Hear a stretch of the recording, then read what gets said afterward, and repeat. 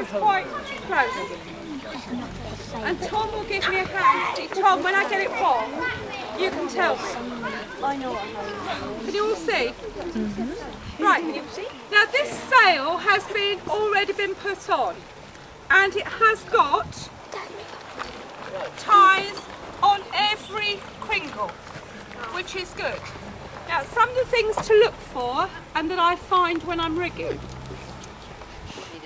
they don't have a tie here, alright, at the tack. Now at the tack you've got to have a tie down to the boom, but also round the mast. Twice. And Tom will tell you it should be a double tie, so it should go round twice and be tied. Now you've got to have one here, because Tom, do you want to go and demonstrate what happens when you put the outfall on? If you haven't got one here, this is just going to pull away from the bottom of the mast. And in winds it may vary how tight you want that. Yeah, but we won't worry about that at the moment, we'll just get them rigged well. Okay, when you get more proficient, when you get into gold group, you start adjusting your ties, okay? Now, this one is also, but I don't think you can do it on here because it's missing what we call the Cunningham. Now the Cunningham, those of you that sail, who sails? Who can tell me what a Cunningham does? Ollie? Ollie, what does the Cunningham do? Come on, Ollie, you're an instructor. What does the Cunningham do?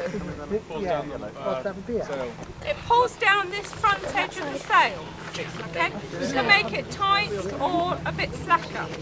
So there should be a rope coming from the gooseneck, which goes up round this little popple and back down the other side, and you will find that on some of your boats, okay? So that should be rigged so it goes round there, round there, round there. But this type of gooseneck, you can't fit one on very easily. Okay. When you get to the top here, forgive me, I'll put my back to you. Now, these will all be rigged different ways, but the strain will go two ways on here. So one, you've got to have something that holds it against the mast, and the other one is when the sprit goes in, you've got to have something against that direction of pull. Okay? So you have one coming down there against the direction of the sprit, and one there to keep the sail to the top of the mast. Now if you don't get that one right, it pulls down and the boom is very low, and there's more risk of them hitting their heads. Okay, because there's not a lot of room under the boom. So that needs to be fairly tight and right up the top of the mast. Okay, you're looking puzzled, Dominic. No, I'm alright. You're right? It's roughly in the right place when it's in between the two bands, you know, burgees that you go in. Yeah, the burgees that have the little push-in bits, okay?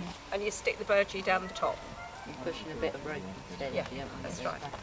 That's right. And if you've lost your little burgee holders, you just put a loop of rope inside and put your burgee down inside, tighten up the rope and it all holds it in. Unless you capsize. It should be 3mm string at the top? Yeah. Yeah. This is the right sort of tie to have here. Normally double them up on your mast. And double them up on the mast, but that one is too loose. Okay, because that's just going to pull away. Alright? Now, when you put it in the boat, we've got other things to look for. We're going to have a kicker here, which has got to rest against something on the boom, and that's going to go through either up or down, and that's the kicker there. We're also going to have to tie the mast in somehow. Now this one is going to get tied in round there, like that. Yeah, but what's that? Ah, did anybody remember what that one was for? No. Ollie told us what that one was for. That's the Cunningham. That's the Cunningham, which isn't fitted on this one. We'll find another boat with it fitted. So this needs to be as tight as possible, because if the mast falls out when it's capsized, it will break the thwart. Okay? If you've got a mast retaining clip, it needs to be as tight up underneath this thwart as possible. Otherwise, the mast will come out a little bit and then it will twist, because if it comes out of the socket's only that deep, if it comes out of the socket, it will break this thwart, which we do occasionally get every year. Or if it's not tied on, Yeah, you can lose your rig. so that really needs to be nice and tight there. Okay. Now, Tom's going to put the spring up. Okay. I think we need a bit of outboard on the top. Yeah. Like slow-mo. Look at the boat. Look at the boat.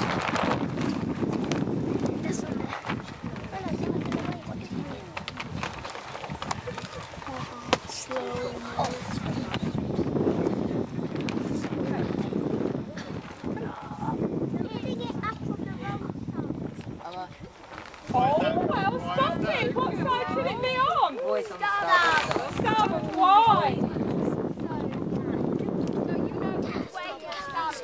Normally when you're sailing along, you If you want to start a race on starboard, start a race on starboard so it fills your sail. if you get the best second sail. And the race on starboard.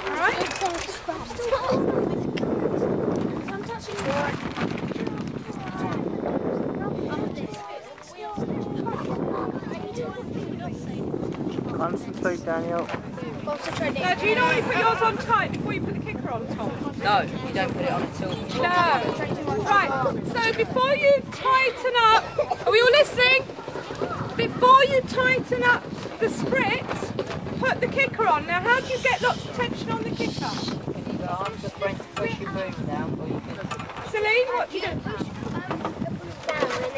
You can either push it down, or what else can you do? What's Tom doing? Putting the main sheet on, and what's he going to do with the main sheet? Pull it in tight. Yep. Where is it?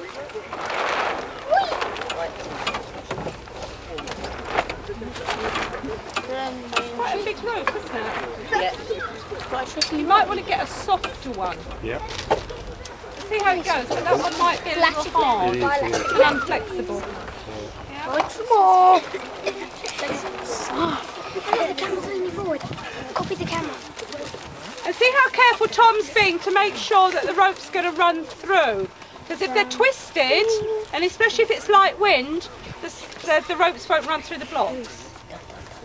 Dun, Yeah, it's very old right now. You might have to unthread it. Take it all off.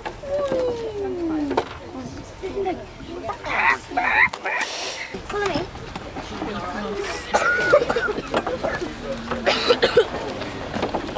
And don't do a George. What's a George?